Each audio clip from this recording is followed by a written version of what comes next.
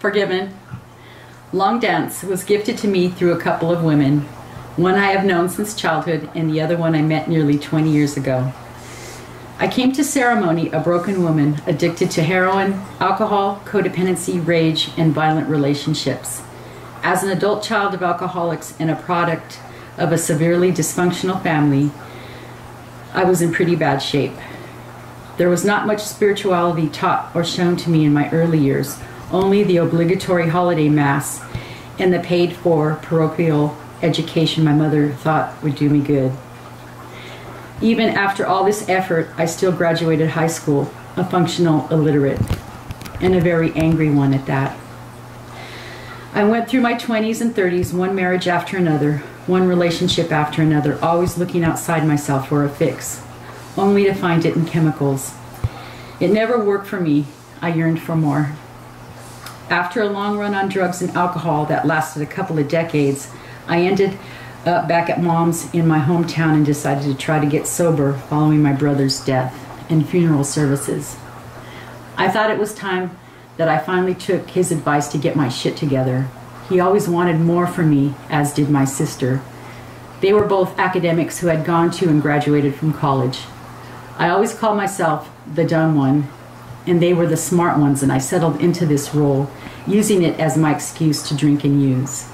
I decided to attend my local community college and brush up on my reading and writing skills, even taking a singing class that I proudly finished with a B. Thanks to Amy, who got up and sang Nature Boy with me as a duet so I wouldn't get an F on my final. I was too afraid to get up in front of an audience. I attended a local 12-step meeting and met Xihuitl. She immediately befriended me and began picking me up and taking me to meetings. She took me to ride along as she conducted her business and put in many hours of work and love trying to get me sober. Rio and she had been sisters and good friends for many years, and this year was the first time Xihuitl would be attending this famous long dance we had been hearing about.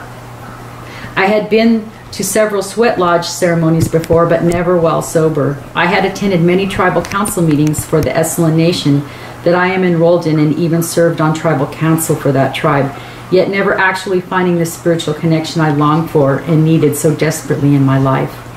Then I traveled down to Arroyo Grande one weekend with Xihuitl and Rio to attend a sweat lodge at Hua's home.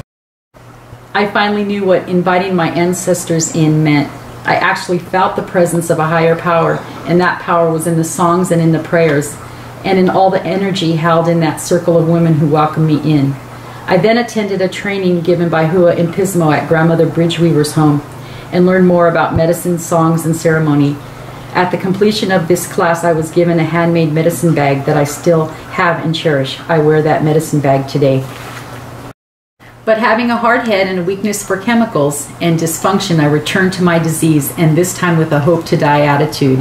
After several health issues, hospitalizations, and surgeries, and not dying, I realized that Creator wanted me alive, and that there was a job for me to do. I just had no idea what this job was. I decided to sober up again, but I held on to the marijuana this time, using the excuse of chronic pain and that it is a natural remedy. Never mind that I was an addict and have addictive tendencies to anything they made two of. I registered for and returned to long dance after being gone a couple of years, not knowing how I would get through this ceremony without my medicine. But I came anyway. I had decided to bend the rules for myself and bring my marijuana in edible form. I had not tried this before, but was sure it would work for me. I do not recommend this to anyone. I felt weird and out of sorts and not at all myself. I had placed my bundle at the circle, and it was moved by a woman, and I became enraged. Someone had touched my medicine and drum and moved me over. How dare her? It was just the excuse I was looking for to pack up my car and drive home. It's only by the grace of Creator that I made it home. I was completely loaded and could barely hold my eyes open for the 2-hour drive to my house. I cried all the way home and cried myself to sleep that night. I was so ashamed of myself, not only for disrespecting the ceremony that saved me spiritually and accepted me as I am, but also for demanding a refund before I left, which I did receive, and disrespecting my sisters there. I thought I could never return. I was too ashamed, too embarrassed. I had many years of paying the price of bad karma, lots of bad luck, I thought, and I just did not get it. I was broken spiritually, financially, and physically. I was attending meetings again, and back in touch with my ever-forgiving friend and sister Xihuitl. She was talking about getting ready for long dance once again and suggested I go. I told her I couldn't possibly, after my behavior the previous year, after dishonoring myself and disrespecting my sisters at long dance. How could I? She assured me I would be forgiven even if I didn't ask, and that I would always be welcomed at this event and ceremony. After all, I was a long dancer, wasn't I? Yes, I was. And yes, I am. But I had to humble myself enough to call and ask for a scholarship, being too broke to even register. I spoke to our clan mother, Hua, and she agreed to allow me to attend. I was terrified, but I showed up. I got there in time to go to Sweat Lodge with the home lodge.